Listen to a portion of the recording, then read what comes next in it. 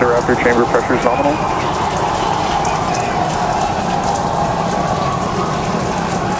T+33 seconds into the test flight of the inaugural Starship vehicle.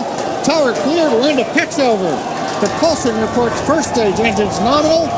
What a sight from the ground cameras at Starbase. We're flying at twice the thrust of the Saturn V heading to space.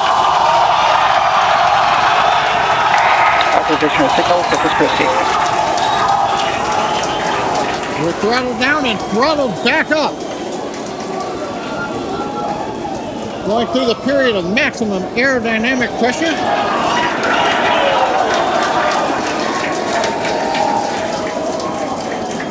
As the velocity increases, the density of the atmosphere is decreasing. Max Q. Lessening stress on the vehicle. The call out, max Q now.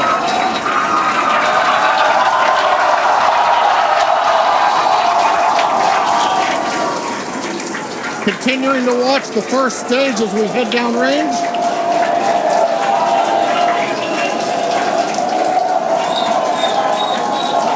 A 100 seconds into flight.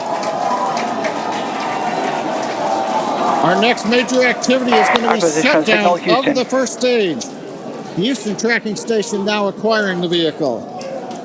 With shutdown, we will get separation of Starship from Super Heavy and ignition of the Starship engines.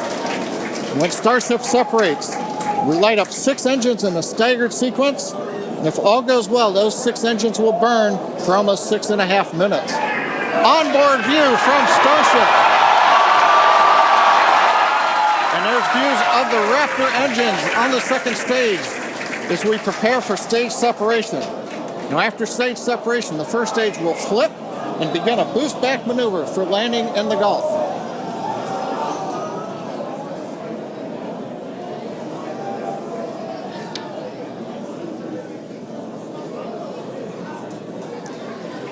Continuing to fly, 2 minutes 40 seconds. Let's get ready for main engine cutoff.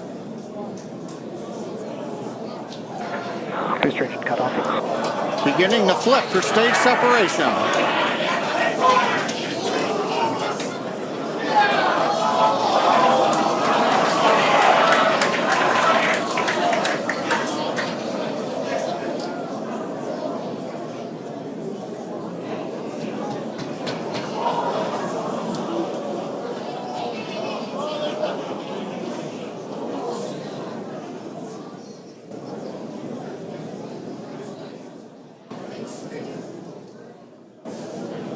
As of right now, we are awaiting stage separation,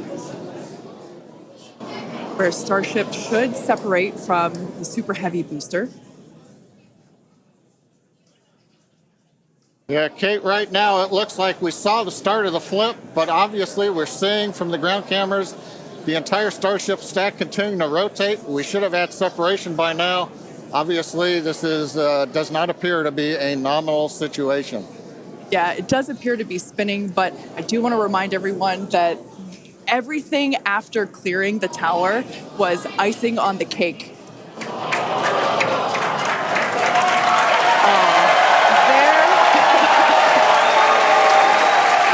there, as you saw, as we promised, an exciting end to the Starship inaugural integrated test flight.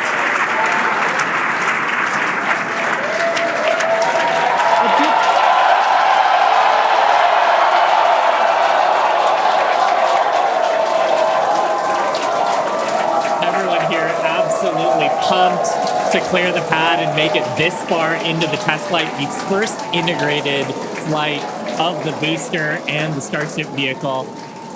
Live view there of our control center at Starbase, which we refer to as Star Command.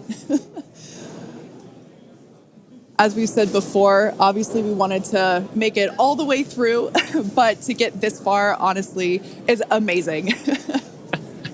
Well, if you're just joining us, Starship just experienced what we call a rapid unscheduled disassembly, or a RUD, during ascent. But now this was a development test. This is the first test flight of Starship, and the goal was to gather the data, and as we said, clear the pad and get ready to go again. So you never know exactly what's going to happen, but as we promised, excitement is guaranteed. and Starship gave us a rather spectacular end, but was truly an incredible test thus far. Now, as we mentioned at the start of today's program, any and all the data that we collected during the test is going to help us with further development of Starship, and it's going to improve the vehicle's reliability as SpaceX seeks to make life multiplanetary. It's really worth noting that the flight path was designed to be over water and all the air and sea space. Along with that flight path and those surrounding areas were cleared in advance of the test. And of course, we're going to be coordinating with local authorities for the recovery operations. But honestly, what an exciting morning. Oh my gosh. We had a successful liftoff from Starbase, Texas at 8:28 a.m. Central Time. We cleared the tower, which honestly was our only hope. We cleared the tower, and all the data that we collected all the way through all those Raptor, those 33, although I think we saw that 3 Raptor engines were out. But we got all that data, and we got so far as to hoping to see the Starship, the second stage, separate from the first stage, the Super Heavy booster. And unfortunately, we didn't make that happen, but that's okay. It was the first integrated launch, and honestly, today was amazing. Absolutely incredible day. We made it through a number of those initial test objectives with getting booster ascent, getting all the way through the countdown, working some issues at the end. Like, totally really fantastic day. Got through the gate at T-minus 40 seconds on the second try. Everything released, the hold downs, quick disconnect arms, everything moves out of the way. And then we got the vehicle off of the pad, through max Q, all the way up to stage separation, even starting into the prep for stage sep. And then, as we say, a lot of excitement. Yep. Honestly, my face has had a smile on it since liftoff, and now my face hurts. Now, since we don't have any insights on the cause of our rapid unscheduled disassembly at this point, we're going to end our webcast here. Teams will continue to review the data and work toward our next flight test. But before we go, a big congrats to the entire SpaceX team on an exciting first integrated flight test of Starship. And of course, a shout out to our viewers. We appreciate you joining us. And as always, we thank you for your interest in Starship, SpaceX, and your ongoing support.